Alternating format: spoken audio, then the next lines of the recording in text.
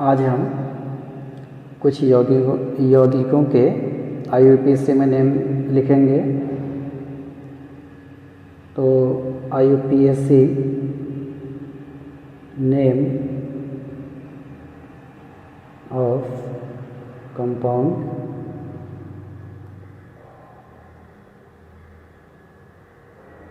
ठीक है।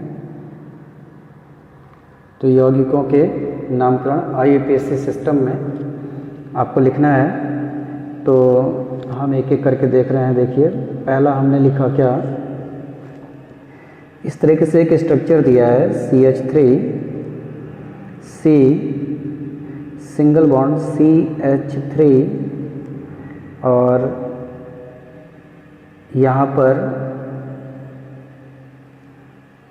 CH3 और इसके ऊपर एक सिंगल बॉन्ड CH3 है। इसका आपको नोमेनक्लेचर करना है। तो हम इसका नाम कैसे लिखेंगे, तो हम यहाँ पर मैं आपको नियम भी बताते जा रहा हूँ, ध्यान रखिएगा। सबसे पहले हम क्या करते हैं, ये पहचान करते हैं कि यहाँ पर जो हमारा सजातीय श्रेणी है कौन सी है। तो आप देख रहे हैं कि सभी में क्या है, सिंगल बॉन्ड है, यहाँ भी, यहाँ भी, यहाँ भी। अगर सभी में सिंगल बॉन्ड है, इसका मतलब इसकी जो सजातीय श्रेणी होगी एल्केन होगी, ये तो कन्फर्म है। ठीक है, ये हमने यहाँ पता लगा लिया। इसके बाद हम क्या करते हैं, इन कार्बन की काउंटिंग करते हैं। तो कार्बन की काउंटिंग करते वक्त हम क्या है, लॉन्गेस्ट चेन देखते हैं, लंबी श्रृंखला देखते हैं कार्बन की। तो अगर हम इस तरीके से देखें तो 1 2 3 कार्बन है, इस तरीके से एक लंबी चेन आपकी बन रही है। एक चेन आपकी ऐसे भी बन सकती है 1 2 3, या 1 2 3 इस तरीके से बन सकता है, या 1 2 3 इस तरीके से बनता है। ठीक है, इसका मतलब यहाँ पर जो लॉन्गेस्ट चेन आपको दिख रही है 3 ही कार्बन है सभी में। तो हम यहाँ पर काउंटिंग कहीं से भी कर सकते हैं। तो सपोज हमने यहाँ से किया 1 2 3, ठीक है, हमने यहाँ काउंटिंग किया 1 2 3 करके।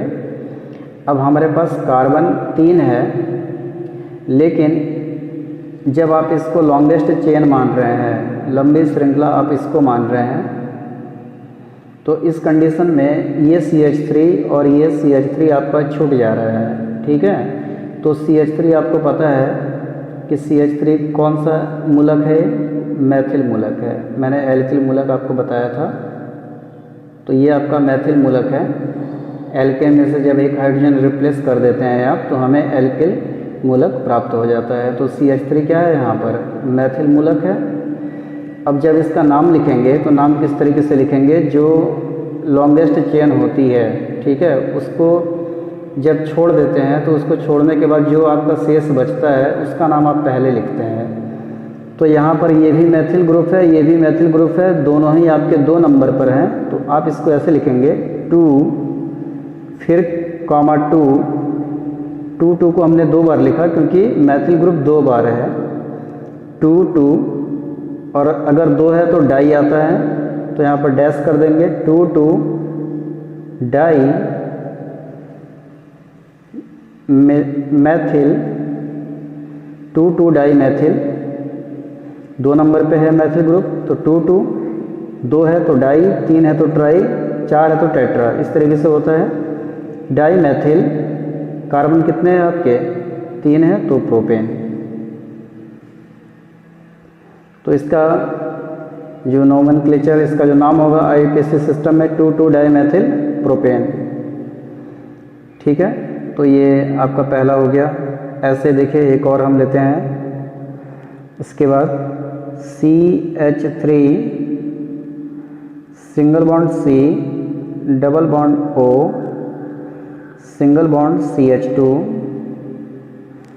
फिर सिंगल बॉन्ड CH2 और यहाँ पर आपका लग गया है क्या, CH3। तो सबसे पहले हमें क्या करना है, लॉन्गेस्ट चेन देखनी है। ठीक है, अगर हम सीधे सीधे ऐसे चलें तो हम देख पा रहे हैं क्या, 1 2 3 4 कार्बन आपको दिख रहा है। और अगर ऐसे करके हम नीचे मुड़ जाते हैं तो 1 2 3 4 5 कार्बन, तो लॉन्गेस्ट चेन आपकी ये है ना, क्योंकि ऐसे करके मुड़ेंगे तो 5 होगा, ऐसे करके 4 कार्बन है, इस तरीके से 5 कार्बन आ रहा है। इसका मतलब जो हमारी लॉन्गेस्ट चेन है, पहले तो हम उसको फाइंड कर लेंगे, वो हमारा इस तरीके से चलेगा, ठीक है, ऐसे करके।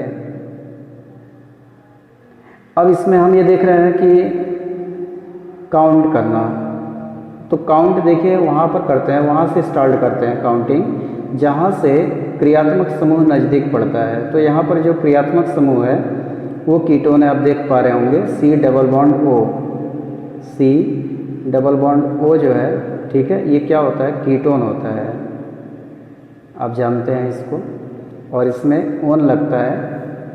तो अब यहाँ पर नज़दीक यहाँ से पढ़ रहा है ना, ये दूसरे नंबर से, यहाँ से अगर हम काउंट करेंगे 1 2 दूसरे नंबर पे पड़ेगा। अगर यहाँ से काउंट करें आप तो 1 2 3 4 चौथे पे पड़ेगा। तो हमारी सही गिनती क्या होगी, यहाँ से 1 2 3, फिर ये आपका 4 और ये 5 कार्बन आपको मिल गए। अब इसका जब आप नाम लिखेंगे तो इसमें देखिए ऐसा कोई मैथिल ग्रुप वगैरह तो बचा नहीं है, इसलिए डायरेक्टली इसका नाम लिख देंगे। कार्बन 5 है तो 5 के लिए प्रोपेन, ठीक है, और कीटोन है तो ओन, प्रोपेनोन, तो इसका नाम क्या हो जाएगा, सॉरी प्रोपेनोन नहीं होगा, पेंटेनोन हो जाएगा, 5 है ना, तो पेंटेनोन होगा। लेकिन ये कीटोन ग्रुप 2 नंबर पे है तो पेंटेनोन 2 आप इसको कहेंगे। यहाँ पर गिनती जो लिखा गया है 2, ये ज़रूरी है, इसको नहीं लिखेंगे तो नंबर आपको नहीं मिलेगा इसमें। आगे आते हैं थर्ड पे, तीसरा उदाहरण आपके लिए है, क्या देखो, CH3 single bond CH, single bond CH3 और सिंगल बॉन्ड CHO, ठीक है। अब अगर मैं यहाँ पर इस कंपाउंड को देखूँ तो ध्यान दें, सबसे पहले लॉन्गेस्ट चेन को देखनी है, तो 1 2 3 इस तरीके से हो जाएगा। लेकिन यहाँ पर जो फंक्शनल ग्रुप है हमारा CHO है, एल्डिहाइड ग्रुप है, ये ध्यान देने वाली बात है। तो अब हम इसको देखेंगे, ये नज़दीक कहाँ से पड़ रहा है, और फिर आप लॉन्गेस्ट चेन देखेंगे। तो यहाँ देखो ये नज़दीक नंबर 1 यहाँ पर पड़ेगा। अगर मैं यहाँ से इधर ले आऊँ तो 1 2 3 तीसरे नंबर पे पड़ेगा।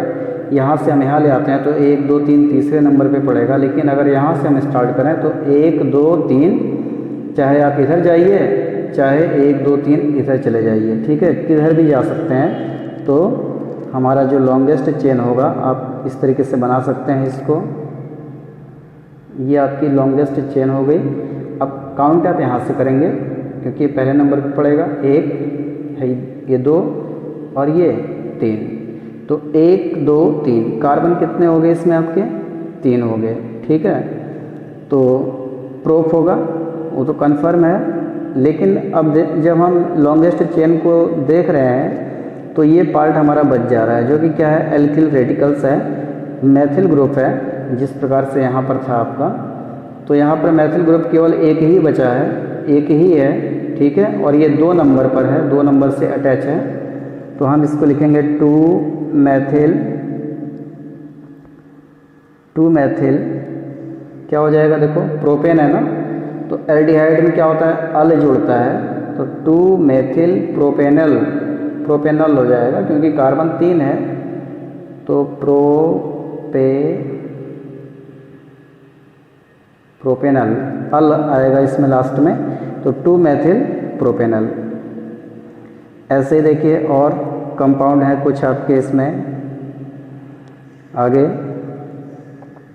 H माना इसका नाम आपको लिखना हो, HC single bond C, single bond C, double bond O, single bond H, और यहाँ पर एक H होगा, यहाँ पर एक H, फिर single bond H, single bond H। तो यहाँ पर भी क्या देखो, CHO, ये कौन सा फंक्शनल ग्रुप है, CHO है, इसमें भी CHO आप देख पा रहे होंगे, ठीक है। अब यहाँ पर आपको इसको लिखना है, तो हम देखेंगे नज़दीक कहाँ से पड़ रहा है। लॉन्गेस्ट चेन तो आपकी यही होगी, नज़दीक यहाँ से पड़ेगा, 1 2 3, कार्बन 3 है, तो सीधे आप इसको लिख देंगे क्या, प्रोपेनोइक एसिड, सॉरी प्रोपेनल हो जाएगा, ठीक है, प्रोपेनल, एल्डिहाइड है ना, तो प्रोपेनल, प्रोपेनल 1 पे है तो 1 हो जाएगा। 1 को जनरली लिखते नहीं है, ठीक है, 1 के अलावा अगर और कुछ रहेगा तो ज़रूर लिखेंगे आप उसको। तो इसको केवल आप प्रोपेनल भी कह सकते हैं, ठीक है, या प्रोपेनल 1 भी बोल सकते हैं। तो देखिए अब देखिए इसके बाद अगला है H single bond C, single bond H, single bond H, single bond C, single bond H, single bond H, single bond C, double bond O, OH। तो COOH यहाँ पर जो क्रियात्मक समूह है वो क्या है, COOH अर्थात कार्बोक्सिलिक एसिड है। तो इसमें आपको पता है ओइक एसिड आता है लास्ट में, इसका प्रीफिक्स जो सफिक्स होता है। तो हम इसका जब नाम लिखेंगे तो यहाँ पर देखें आप काउंटिंग, जहाँ से COOH नज़दीक पड़ता है यहाँ से पड़ रहा है, इसलिए 1 2 3 कार्बन कितने हैं आपके 3 है, तो ये क्या हो जाएगा आपका प्रोपेनोइक एसिड, प्रोपेनोइक एसिड।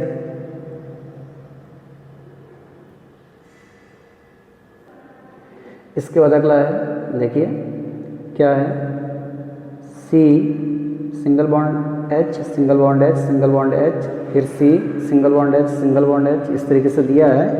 तो यहाँ पर जो फंक्शनल ग्रुप है पहले आपको उसको पहचानना है। तो ये क्या है आपका एल्कोहल, आपको दिख रहा होगा सिंगल बॉन्ड OH। तो ये एल्कोहल कहाँ से नज़दीक पड़ रहा है, यहाँ से, तो 1 2 3 3 आपके कार्बन है, तो 3 कार्बन के लिए आपका प्रोपेन आता है, तो आपको मालूम है प्रोप आता है, तो क्या हो जाएगा प्रोपेनॉल, प्रोपेनॉल, OL जुड़ता है, ऑल इसमें जुड़ता है और ये 1 नंबर पे है, तो आप इसको प्रोपेनॉल 1 कह सकते हैं या ओनली प्रोपेनॉल भी कहा जा सकता है इसको, ठीक है, प्रोपेनॉल 1 कहिए या प्रोपेनॉल। आगे है अगला, अगला क्या है देखिए, CH3 single bond C, triple bond C, single bond CH2, single bond CH3। अब यहाँ पर जो आपका ये फंक्शनल ग्रुप है किसका है, ट्रिपल बॉन्ड है, इसमें एल्काइन का है, ये आपको जानना जरूरी है। सबसे पहले ये जो सजाती श्रेणी है किसकी, एल्काइन की है। तो इसका जब नाम लिखेंगे तो निश्चित है कि लास्ट में आयन इसके जुड़ेगा। अब सबसे पहले हम ये देखेंगे इसमें लॉन्गेस्ट चेन, लंबी श्रृंखला देखेंगे और काउंटिंग वहाँ से करेंगे जहाँ से ट्रिपल बॉन्ड नज़दीक पड़ता है। अब यहाँ पर देखिए 1 2, यहाँ पर दूसरे नंबर पे ट्रिपल बॉन्ड है, तो 1 2 3 4 5 इस तरीके से आएगा। तो यहाँ से दूसरे नंबर पे है, और अगर यहाँ से काउंट करें आप 1 2 3, तो तीसरे नंबर पे क्या है, ट्रिपल बॉन्ड है। तो नज़दीक हमारा यहाँ से पड़ेगा, तो 1 2 3 ये 4 और ये 5 कार्बन है आपके टोटल। तो पेंटाइन कितना 2 इसलिए आया है क्योंकि ट्रिपल बॉन्ड आपका 2 नंबर पे है, तो पेंटाइन 2 इसका नाम हो जाएगा। ऐसे ही आप कुछ कंपाउंड और लिख सकते हैं, CH3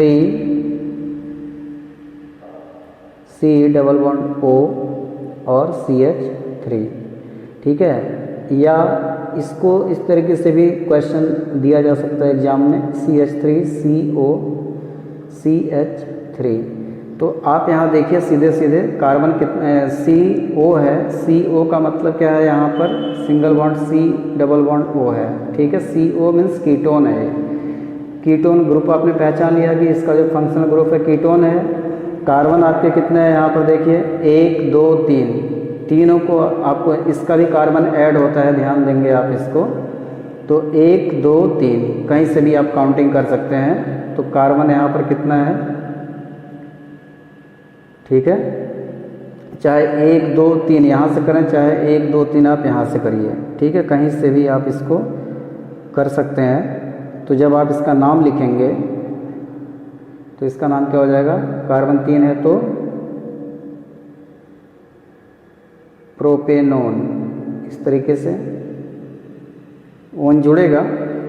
अब अगर इसकी बात करें तो काउंट आप यहाँ से करिए, अगर 1 2 3 इस तरीके से, तो प्रोपेनॉन 2 आ जाएगा, प्रोपेनॉन 2। अब आगे देखिए, कुछ कंपाउंड और लेते हैं। चलिए आगे देखते हैं C4H8। अब इसका नाम क्या होगा, हम कैसे जानेंगे C4H8 का नेम क्या होगा? इसको अगर आपको लिखना हो तो किस तरीके से लिखेंगे? तो सबसे पहले हमें क्या करना पड़ेगा, ये पहचानना होगा इसमें कि इसका जो क्रियात्मक समूह है वो क्या होगा। क्या वो एल्केन होगा, एल्कीन होगा, एल्काइन होगा, क्या होगा, ये हमें जानना होगा। उसके बाद हम चाहें तो इसका आसानी से नाम लिख सकते हैं या स्ट्रक्चर भी बना सकते हैं। तो अगर हम सूत्र की बात देखें तो हमें एक सूत्र याद है एल्केन का CnH2n+2, एल्कीन का CnH2n और एल्काइन का CnH2n-2। ये आपका क्या है, एल्केन का है, ये एल्कीन है, ये एल्काइन है। तो अब इसमें ये N है, N की जगह पे अगर आप 4 रखते हैं इन तीनों में, तो हमें मालूम चल जाएगा कि ये किस ग्रुप का है। तो अगर मैं N 4 रखता हूँ तो 4 दूनी 8, 8 2 10, C4H10 होगा। इसका मतलब एल्केन नहीं है। आगे अगर इसमें देखें C4 और N के यहाँ पे 4 रखेंगे तो 4 दूनी 8, C4H8 आपको मैच कर रहा है, मतलब ये आपको मिल गया एल्कीन का है। क्योंकि ये भी नहीं हो सकता है C4 और ये 4 दूनी 8, 8 में से 2 गया 6, ठीक है। तो ये भी नहीं होगा, ये भी नहीं होगा। इसका मतलब ये एल्कीन है, अर्थात इसमें डबल बॉन्ड होगा। तो हम अगर चाहें तो डायरेक्ट इसका नाम लिख सकते हैं। इसका नाम क्या हो जाएगा आपका, देखिए इसमें कार्बन 4 है तो ब्यूट प्लस ईन मिल करके क्या बनाएगा, ये ब्यूटेन।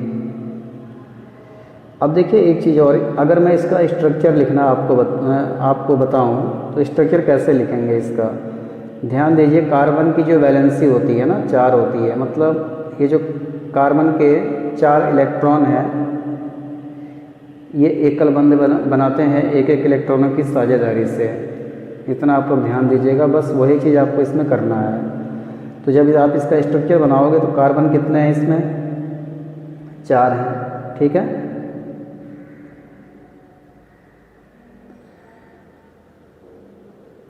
इसमें कार्बन आपके 4 हैं, तो आप इसको ऐसे लिख दीजिए सीधे सीधे, एक ये हो जाएगा 1 कार्बन, ये 2 कार्बन, ये 3 कार्बन, ये 4 कार्बन, ठीक है। अब डबल बॉन्ड कहाँ लगेगा वो अभी हम देखते हैं। फिलहाल देखिए कार्बन की संयोजकता 4 होनी है, तो सिंगल बॉन्ड का मतलब ये हुआ कि एक एक इलेक्ट्रॉनों की साझेदारी। तो ये कार्बन क्या करेगा, 1 इलेक्ट्रॉन अगर इसको दे रहा है तो इसके पास 3 इलेक्ट्रॉन बचे, इसका मतलब ये 3 इलेक्ट्रॉन ये 3 हाइड्रोजन को दे देता है इस तरीके से। तो कार्बन की चारों संयोजकता यहाँ पर कंप्लीट हो गई है। उसी प्रकार से ये कार्बन भी अपना चारों इलेक्ट्रॉन देगा। तो 1 इलेक्ट्रॉन तो इसने इस कार्बन को दे दिया, 1 इलेक्ट्रॉन इसने इस कार्बन को दे दिया, तो 2 इसके पास बचे, तो ये 2 हाइड्रोजन को दे देगा, इसका बन गया। इस कार्बन की स्थिति क्या है, देखो 1 इलेक्ट्रॉन ये इसको देगा, 1 इलेक्ट्रॉन इसने इसको दे दिया, 2 इलेक्ट्रॉन तो दे दिए। अब इसके पास बचेगा कितना, 2। तो 2 में अगर ये 1 हाइड्रोजन को दे रहा है, 1 हाइड्रोजन को दे रहा है, ठीक है, तब वहाँ पर दिक्कत आ जाएगी। क्यों, क्योंकि हमें डबल बॉन्ड भी बनाना है। एल्कीन है ना, तो डबल बॉन्ड रहेगा, इसका मतलब आप यहाँ पर डबल बॉन्ड लगा दो, ठीक है। अगर आप यहाँ पर डबल बॉन्ड लगाते हैं और इस डबल बॉन्ड को आप यहाँ भी लगा सकते हैं, ठीक है, यहाँ पर भी लगा सकते हैं, वो तो अपनी सुविधा के अनुसार है। तो मैंने यहाँ डबल बॉन्ड लगा दिया इसका।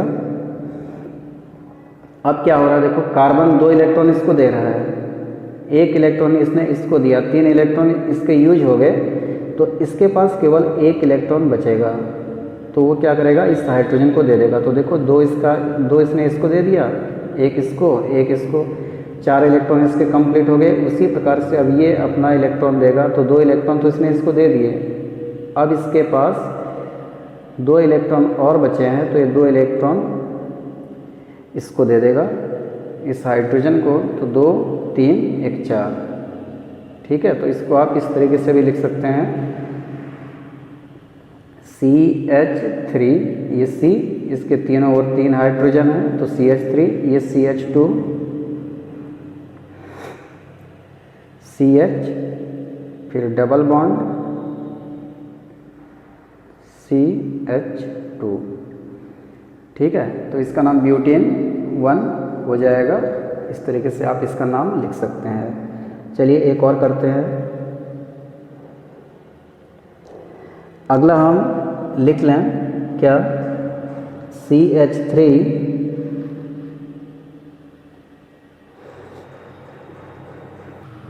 इसके बाद देखिए लास्ट है आपका CH3O, single bond CH2, single bond CH3। तो यहाँ पे क्या करते हैं, हम इसके 2 हिस्से कर लेते हैं, ठीक है।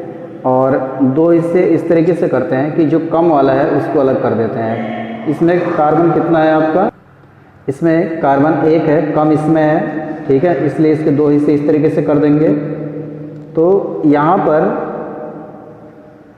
जो आपका आएगा, ठीक है, ये जो है पार्ट, ये जो हिस्सा है आपका, कार्बन 1 है, 1 के लिए मैथ आता है, तो मैथ प्लस ऑक्सी, ठीक है। तो इसमें आपका जिसमें कार्बन 1 रहता है, मैथ है, मैथ प्लस ऑक्सी हो जाएगा, तो मैथॉक्सी।